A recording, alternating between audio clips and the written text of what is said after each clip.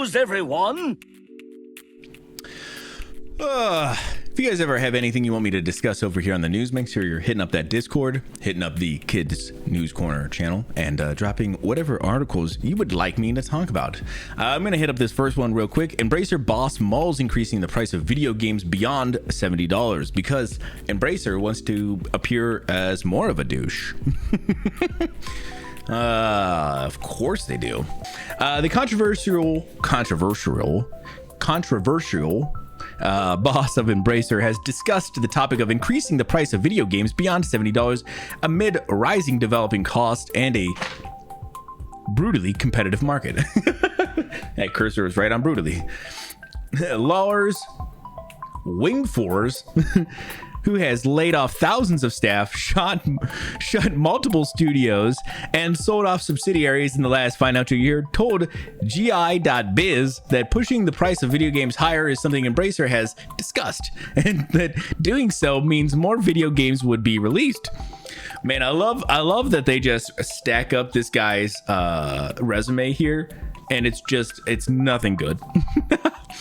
Laid off a ton of staff, closed a ton of studios, and sold off a whole bunch of things. Has decided he wants to make another stupid ass decision. Obviously they're not putting this into the books at this point, but of course they're having discussions. Who gets laid off people the most? Bro, apparently Embracer's they're just trying to make sure that they stay on top. Truly a beacon of gaming. That's right, Lars Wingfors. Just an absolute legend in the piece of shit category. I'm not saying you can't increase the price. What the hell? I'm not saying you can't increase the price, Wingford told the site, but the reality is no one has tried it. If you create an enormous role-playing game, for example, with 100 or 150 hours of gameplay, very polished, and a unique experience, would the consumer be willing to pay more? If they would have more products potentially coming to market, but no one has tried it.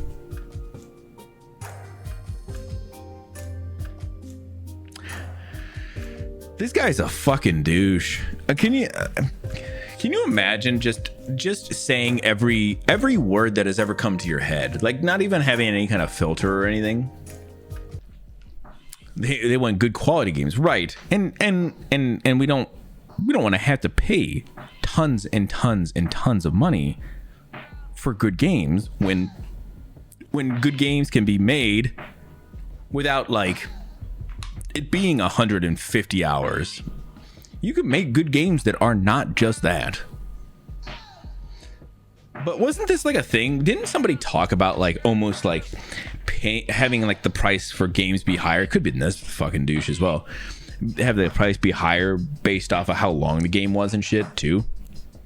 I think it was last week I was talking about that Venom's getting a third movie, and I think there was also people who were realizing there was a second one, or just at that time realizing that there was two movies. But they've released a trailer for the third movie, which is crazy because I remember hearing about it a little bit, like that there was a third movie, and then they were like, here's what it's called, and then here's a trailer. I was like, Jesus Christ. Felt like it fucking jump scared me. Let's okay, listen, I've already watched the trailer. I'm gonna be honest with you guys. It's bad. It's like really bad though. Like it's Sony up to their usual shenanigans of bad. So let's take a look at the trailer for Venom 3.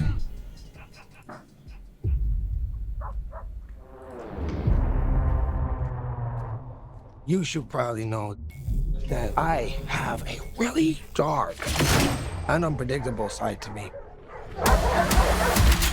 Stop speaking. I'm giving you a chance, sweetie. Say when. When?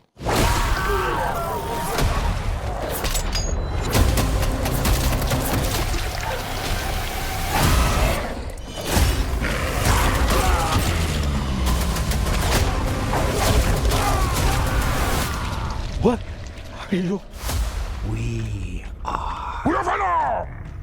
We are. Venom! No. Oh! Yeah, we are. Venom. We're gonna need to work on that. Delicious! You take me to all the finest places. I need a tired load.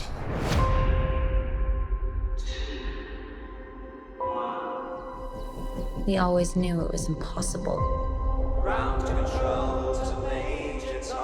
That we were alone in the universe.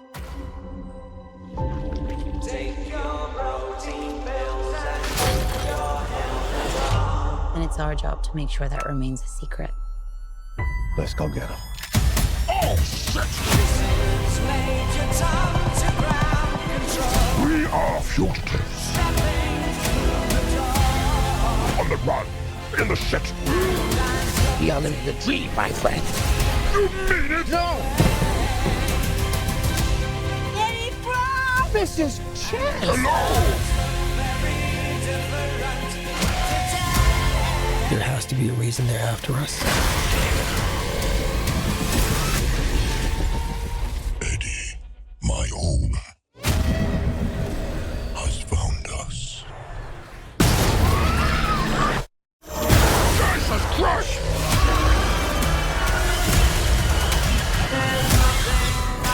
There's an army coming that cannot be beaten. As long as Venom lives, everyone, everything will end. We may not make it out of this alive, buddy. Eddie, the time has come.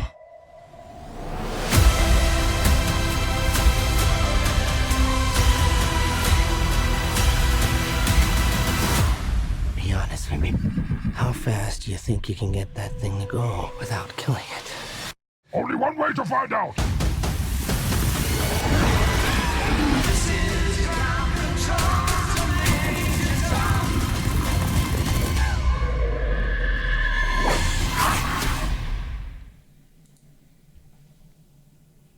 Yeah, you see what I mean though? Oh man, it doesn't look good. I don't understand. How, I mean, listen, I'm still gonna say it. The Venom look and everything still top tier though. They've actually kicked the ass of the look. It does not look worse than Madam Web though. No. Welcome to Derry. Bill Skarsgård is returning to play Pennywise in the It prequel series.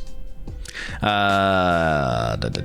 apparently there's going to be a prequel series coming to HBO Max or whatever they want to call it. I got to call it HBO Max because if I just say Max, people are like, what the fuck is that? I mean, most people will probably know, but I'm gonna go with HBO Max. So they're bringing a sequel or a prequel series called Welcome to Derry, and apparently Bill Skarsgård coming back. Because of course he is. Because there's always a Skarsgård. I'd love to live in Derry. I don't think you would. For some reason. Wait, why would you want to? Bill Skarsgård is reprising his role as Pennywise in Welcome to Derry, Max's upcoming It prequel series, as well as bringing back the flame-haired clown. Skarsgård is also serving as an executive producer on the series. He's reunited with Andy Muschietti, the director of It and It Chapter 2, produced by Barbara Muschietti. This sequel's co-producer Jason Fuchs to deliver some big scares on the small screen. Little Nightmares 3 is going to be going and getting delayed until 2025, which is a little bit sad, but if you got to, I understand that. Little Nightmares 3 has been delayed from 2024 to 2025. Supermassive Games and Bandai Namco Europe have announced. In a post on Twitter, the development team said it needs more time to reach the level of quality it and its fans expect of the franchise, though didn't reveal anything more specific. Supermassive Games laid off around 90 employees in March 2024, 2 months before they delayed this delay announcement. Well, that might be part of it. The team at Supermassive Games and Bandai Namco Europe have been working hard towards delivering the best experience possible for the next entry in the franchise. I only wanted to bring this up because I played the first two Little Nightmares games and I thought both of them were pretty good. And this Little Nightmares 3 was going to be like a multiplayer, like almost like a co-op game. And so I was excited because I think Vash and I wanted to try and maybe play it over on our duo channel or something. But yeah, I was like, oh, this could be pretty cool. And then I saw that it got delayed, which again, if it needs to be delayed, that's cool. Delay it, make sure it's right. Got it, no problem. It is a little bit interesting that, yeah, they did lay off a bunch of employees right before. Maybe you needed those employees, but I mean, I get it though. Like if it's hard because if they're laying off those employees because they wouldn't be able to produce the game, like I get that as like a company, but like it seems like now they're like having to readjust, which means you're going to be paying all of your employees for more time before you get to, you know, publish your game. I don't know. It almost seems. It almost seems like you could have just kept those people.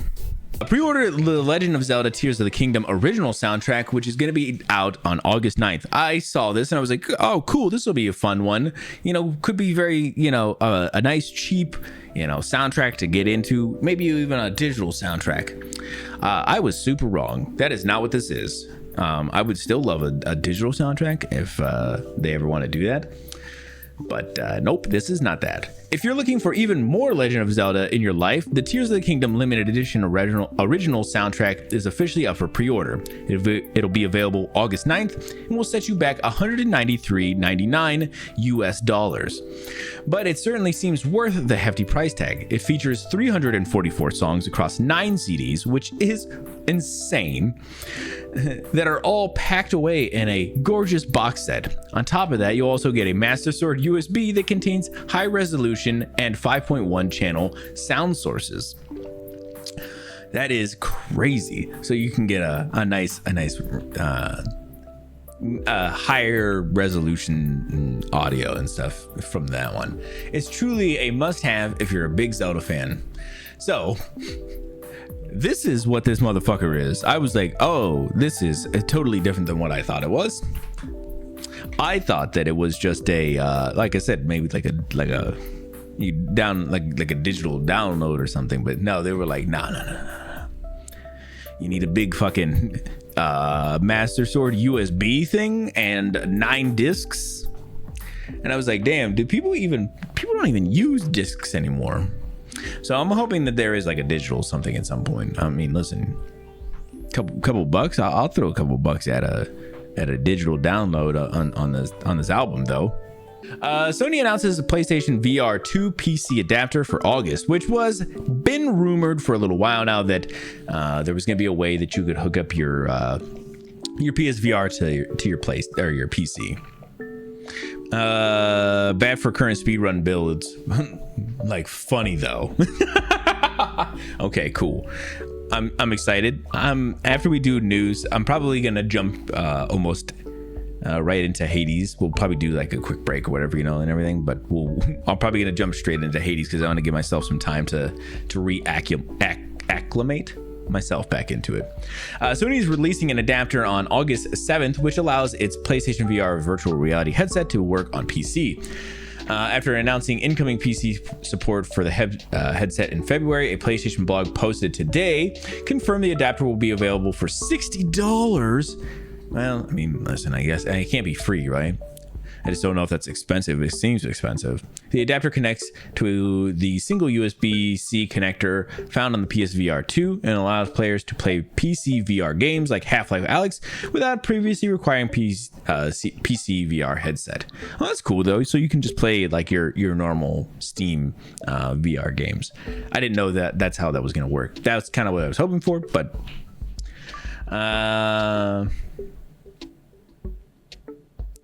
the adapter doesn't come with everything required to plug and play, however, as players will also need to purchase a DisplayPort cable compatible with DisplayPort 1.4 and most obviously a VR ready gaming PC. A Steam account is required to play Steam VR games too, of course. So yeah, that's pretty cool though. I'm glad that they're opening that stuff up. Sony definitely seems like they're trying to stretch their legs into the PC world, which is, I think, a good thing. But it also is kind of nice now if you have a PSVR 2, I guess is the name. Like you're like, oh well, I wanted to play those other games, but I guess I can't because it's not on PlayStation. You're like, well, now as long as you have a PC that's capable with it, you can technically do it, which is pretty cool. I like that a lot. Also, some Helldiver news. Helldivers 2 players win the day and birth a new black hole, but a creeping worry is overcoming some. But yeah, so Helldivers 2, recently there was major orders that we were supposed to be destroying a bug planet, and apparently we've succeeded. But in our success, there is now a black hole in its place. Players have succeeded in their mission to destroy a terminated super colony by turning its host planet into an all-consuming black hole. But now there are growing concerns at what might step through.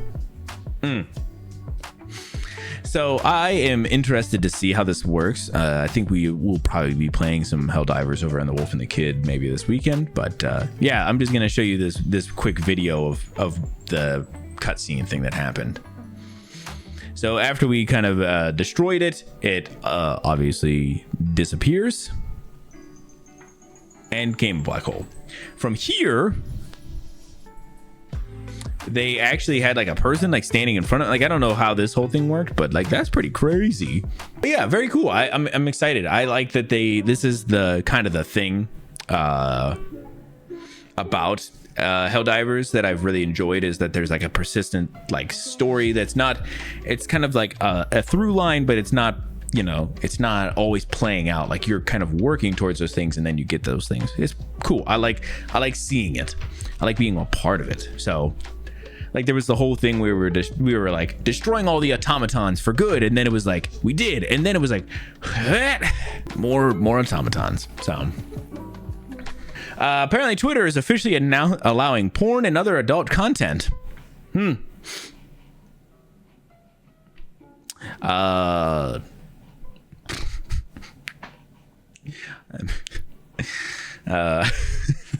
Of course they are. Why wouldn't they? Hasn't Twitter always allowed it? Technically it hasn't, but now it's technically okay. It's like how like Instagram technically doesn't allow it, but now you're allowed to. If you have noticed an increase in adult or unsuitable for work content on Twitter, there's a reason. Bro, more? An increase? No, there's probably the same amount, bro. As the social media platform recently tweeted its rules that allow for porn and other adult-themed content to be shared on Twitter. Because why the fuck not? We have launched adult content and violent content policies to bring more clarity to our rules and transparency into enforcements of these areas. These policies replace our former sensitive material and violent speech policies, but what we enforce against hasn't changed. Spotted first by TechCrunch, Twitter's guidelines have been updated to reflect the new policies that will allow users to share consensually produced and distributed adult nudity or sexual behavior. Under these new guidelines, users can share porn and other adult-themed type content, but not in obvious places like profile pictures or banners, according to Twitter's adult content section on its guideline page. This is so fucking stupid, though. Twitter advises those who will regularly post adult content on its platform to adjust their media settings to allow content warnings to be placed on images and videos before other users can view them. Adding this disclaimer will also help prevent minors or those who did not include a birth date on their page from viewing the marked content. So you're gonna mark the content. Yeah, that'll totally stop it. Amazon is going to follow up Fallout with a Like a Dragon Yakuza show that is going to drop in October. The live-action Japanese production follows Kazumi Kiryu in 1995 and 2005. This is going to be so weird. After the huge success of its Fallout series, Amazon has moved quickly to follow it up with another video game adaptation, Like a Dragon Yakuza, a live-action Japanese production based on Sega's long-running series of gangster soaps, drops on Prime Video worldwide on October 25th, 2024. That is so fucking quick. Well, half of it does anyway. Okay. That speaks to a little bit. It's a 6-episode series to be released in 2 chunks. The first 3 episodes on October 25th, and the next 3 on November 1st. That's still not that's still insane. The show follows series protagonist Kazuma Kiryu and his friends across 2 time periods in 1995 and 2005, suggesting an adaptation of the first game, which came out in 2005 and followed Kazuma after he was released from a 10 years prison sentence. So I was like, oh, okay, whatever. Could be goofy. I mean, the first couple of Yakuza games were like, they were real goofy or real serious, right? And then they got a little goofier later on, or were they always kind of goofy? All right, American Gladiators is getting a reboot ordered over at Prime Video. Man, Amazon is just ordering everything, ain't they? But apparently we're gonna go ahead and get some gladiators. Get ready, because gladiators are set to hit the arena once again. Wasn't there like a documentary about how American Gladiator was like, everybody was like on drugs, and there's a whole bunch of other crazy things happening behind the scene? Amazon Prime Video has ordered a reboot of the iconic competition series American Gladiator, and it's currently searching for contenders that can pass the test of speed and strength to take on the gladiators in the ring. It will also include new and classic challenges like Gauntlet, Hang Tough, and the Eliminator. Doing a cross-country casting search is exciting for us and for the fans. Our goal is to find a real cross-section of Americans fit and fiercest competitors, said the general manager of MGM Alternative at Evolution Media and Big Fish Entertainment. This is the ultimate in sports entertainment. But yeah, let's take a look at this trailer for Alien Romulus. Yeah, Ken, if you don't want to see this, obviously, just give me like 2 minutes, and I will definitely, we can definitely chat afterwards.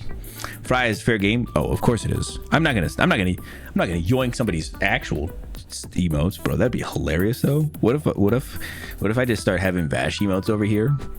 Imagine.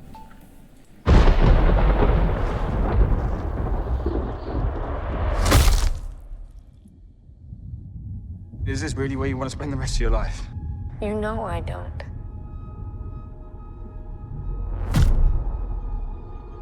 Then this is our only ticket out of here.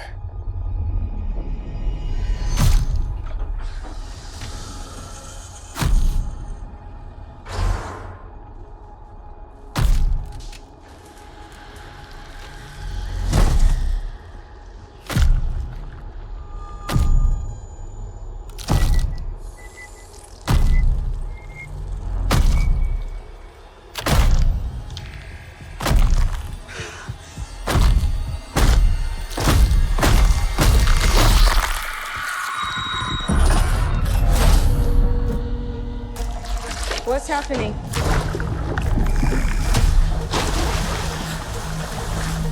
There's something in the water. What do you mean there's something in the water? No, there's just something in the fucking water.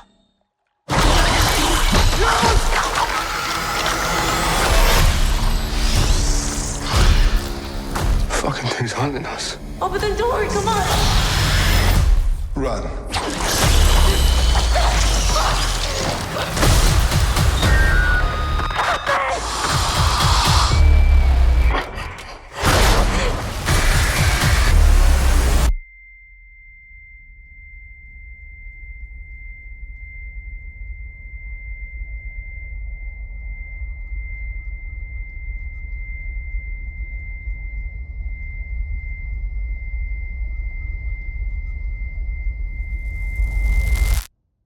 Are you sure you want to do this?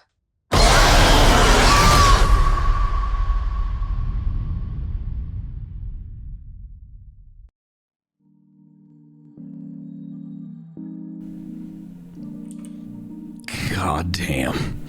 All right, I'm just saying. the movie looks like it's gonna fucking slap. I will say this, to be fair, it does not. People are like, it's a return to the original Alien, and it's not. It's definitely gonna be way more action packed than like the original Alien was, but it does look like a fucking good movie. Behavior Interactive lays off up to 95 workers, mostly in Montreal. The Dead by Daylight developer Behavior Interactive is laying off up to 95 of its employees, most of them based in Montreal, in its second round of layoffs this year. Damn, what is this all about? Is Montreal in Canada? Is that right?